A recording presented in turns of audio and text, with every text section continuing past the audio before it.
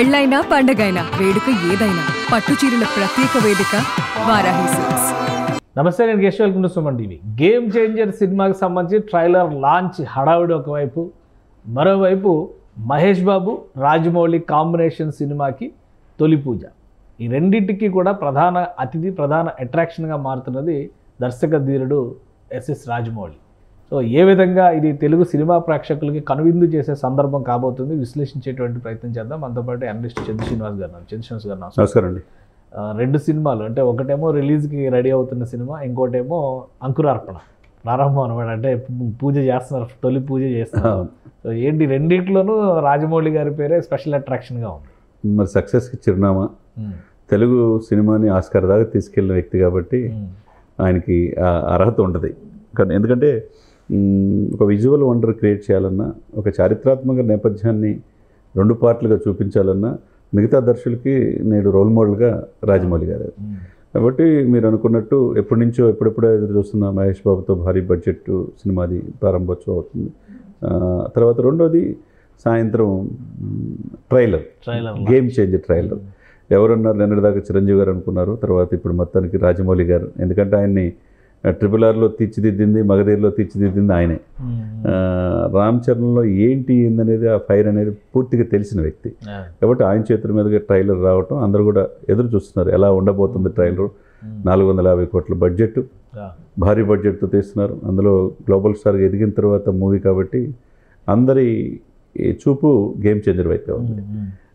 So game చేంజర్కి ట్రైలర్కి ముఖ్య అతిథి రాజమౌళి గారు కాబట్టి ప్రీ రిలీజ్కి చిరంజీవి గారు వీళ్ళందరూ వెళ్తారా? అక్కడ ముఖ్య అతిథి పవన్ కళ్యాణ్ గారు వస్తున్నారు. అక్కడ చీఫ్ గెస్ట్గా ఉన్నాడు కాబట్టి పవన్ కళ్యాణ్ గారు చీఫ్ గెస్ట్, ఆయనే సెంటర్ ఆఫ్ అట్రాక్షన్ అని చెప్పి అందరూ అనుకుంటున్నారు. అందులో గోదావరి జిల్లాలో పూర్తి కంప్లీట్ 100% ఇచ్చారు అక్కడ. కాబట్టి అక్కడ ఆ ఈవెంట్ చేయటం అనేది వాళ్ళు కూడా చాలా కాలం తర్వాత హ్యాపీగా ఫీల్ అవుతున్నారు. అది ఉత్తరాంధ్ర వరకు ప్రభావం చూపే అవకాశం ఉంది. సో మెగా ఫ్యామిలీలో ముగ్గురు మనగాళ్ళు ఒకే స్టేజ్ పైకి, ఒకే స్టేజ్ పైకి మీరు అనగా, అంటే ఇప్పటివరకు సమాచారం పూర్తిగా రాలేదు కాబట్టి ఒకవేళ వస్తే కనుక ఆయనకి పెద్ద ఆయన చూసి అందరూ వచ్చారు కాబట్టి బాస్ మెగాస్టార్ చిరంజీవి గారు, పవర్ స్టార్ పవన్ కళ్యాణ్ గారు. ఒకవైపు సినిమా పవర్ స్టార్ అనేది ఇప్పుడు కంటిన్యూ అవుతుంది డిప్యూటీ సీఎం అయినా, ఎందుకంటే మళ్ళీ రేపు మార్చి 28 సినిమా రాబోతుంది హరహర. మళ్ళీ 3 మెగా పవర్ స్టారు, గ్లోబల్ స్టార్గా ఎదిగిన వాళ్ళ కుమారుడు రామ్ చరణ్.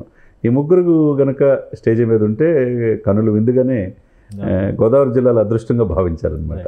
ఇంకొకటి, మహేష్ బాబు గారి సినిమా మీద కూడా చాలా డిస్కషన్ జరిగింది. RRR తర్వాత ఏ సబ్జెక్ట్ తీసుకుంటారు, ఎలాంటి కథ తీసుకుంటారు, చాలా వర్క్ జరిగింది దాని మీద. చాలా వరకు ఆఫ్రికన్ సఫారీ అన్నారు, అది అన్నారు, ఇది అన్నారు. చివరికి ఫైనల్ కన్క్లూడ్ చేసి ఒక సబ్జెక్ట్ అయితే లాక్ చేశారు. రాజమౌళి మహేష్ బాబు కాంబినేషన్లో ఎలా ఉండొచ్చు? సినిమాకి సంబంధించినటువంటి ఫెయిలర్స్ కానీ ఏమైనా ఉన్నాయా? తప్పకుండా ఉంటుందండి. అంటే ఇప్పుడు మనం చూసాం, జూనియర్ ఎన్టీఆర్ గారు ఫస్ట్ సినిమా నుంచి ఆయన ఆస్కార్ రేంజ్కి ఎదిగిన సినిమాలు తీసిన రాజమౌళి. వాళ్ళ నాన్నగారు కథ ఎక్కువ ఇస్తుంటాడు విజేంద్ర ప్రసాద్ గారు. అంటే ఏ స్టడీ చేయాలన్నా సంవత్సరాల తరబడి సినిమాలు తీస్తారు. ఏది పడితే అది వాళ్ళు పట్టుకోరు. తీసిన సినిమాని డెఫినెట్గా హిట్ కొట్టాలి, అది ప్రపంచం అంతా చూడాలి అనే రీతిలోనే ఉంటుంది. ఎందుకంటే కీరవాణి గారు వాళ్ళ ఫ్యామిలీ, విజేంద్ర ప్రసాద్ వాళ్ళ నాన్నగారు, ఫ్యామిలీ. అందులో వీళ్ళ మిస్సెస్ కాస్ట్యూమ్స్ అన్ని డిజైన్ చేస్తారు, రమగారు, అందరూ కూడా ఉంటారు దీంట్లో. వాళ్ళ కొడుకులు కీరవాణి గారి కుమారులు సాంగ్స్ పాడతారు. ఏదైనా కానీ వాళ్ళు ఏంటంటే ఒక కసితో లేట్ అయినా కానీ ఆ సినిమా ప్రేక్షకులు అలాగే జనరల్గా ఎక్స్పెక్టేషన్స్ చాలా పెరిగిపోతాయి. ఇప్పుడు RRR అయిపోయి రిలీజ్ అయిపోయి కూడా 2 ఏళ్ళు అయిపోతుంది. ఇంతవరకు నెక్స్ట్ పిక్చర్ లాక్ కాలేదనే దానిపై అందరికీ ఒక సస్పెన్స్ ఉంది. RRR అంటే ఇప్పుడు జూనియర్ ఎన్టీఆర్కి, రామ్ చరణ్కి ఈయన చేసినటువంటి, ఇంకా ఇన్ఫాక్ట్ వాళ్ళిద్దరి సెకండ్ ఫిలిమ్స్ కూడా ఈయన డైరెక్ట్. వాళ్ళిద్దరిని లాంచ్ చేసినటువంటి సెకండ్ ఫిలిమ్స్ నుంచి ఇద్దరు స్టార్లు అయ్యారు. అటు మగధీర కావచ్చు, ఇటు స్టూడెంట్ నంబర్ 1 కావచ్చు. సో ఇద్దరితో కలిపి కాంబినేషన్లో RRR చేశారు. అదే ఈయన లాస్ట్ ఫిలిం ఇప్పటి వరకు. కాబట్టి ఇవన్నీ లాజిక్స్ అన్నీ చూసుకుంటే ఈ కథ ఏదో చాలా డిఫరెంట్గా ఉంటుంది, ఇంటర్నేషనల్ అప్రోచ్ ఉండేటువంటి కథ అవుతుంది. కొంతేమో సైఫై సినిమా అన్నారు, మళ్ళీ కొంతేమో ట్రావెల్ అడ్వెంచర్ మూవీ అని చెప్పి అన్నారు. ఇట్లాంటివన్నీ వచ్చినాయి. సో ఫైనల్గా ఎక్కడ లాక్ అయి ఉండొచ్చు. అదే ఇక్కడ మనకు కూడా అర్థం కావట్లేదు. ఎందుకంటే మహేష్ బాబు గారు మాత్రం ఎప్పుడు లేని విధంగా తన క్రాఫ్ట్లో మనం చూసాం. స్టైల్ మొత్తం స్టైల్ మొత్తం కంప్లీట్ చేంజ్ అయింది. ఎక్కడ ఆయన విదేశాల ఫ్యామిలీతో వెళ్ళి ఆ గడ్డము తర్వాత క్రాఫ్ చూస్తే ఇదేంటో కొత్తగా ఉంది, సరికొత్తగా తీయబోతున్నారనే ఇదిలో ఉంది. కాబట్టి ఇది డెఫినెట్గా ఆయన ప్రజల యొక్క పల్స్ బాగా తెలుసు. కాబట్టి మీరన్నట్టు 2 సంవత్సరాలు అయింది కాబట్టి నెక్స్ట్ త్రిబుల్ తర్వాత ఏ మూవీ రాబోతుంది, ఇది ఎలా ఉండబోతుంది, కనీసం వర్కింగ్ టైటిల్ కూడా ఎక్కడ ఇవ్వాల. కాబట్టి కొత్త సంవత్సరంలో ఇస్తారేమో మనం చూడాలి.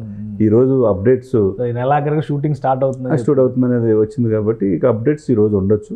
అదే మీరు అన్నట్టు సక్సెస్కి చిరునామాగా ఉన్న దర్శకేంద్రుడు రాజమౌళి గారి చేత ఈరోజే గేమ్ చేంజర్ కూడా ట్రైలర్ రిలీజ్ కావటం చాలా ఆసక్తి రేపుతుంది అనమాట. రైట్.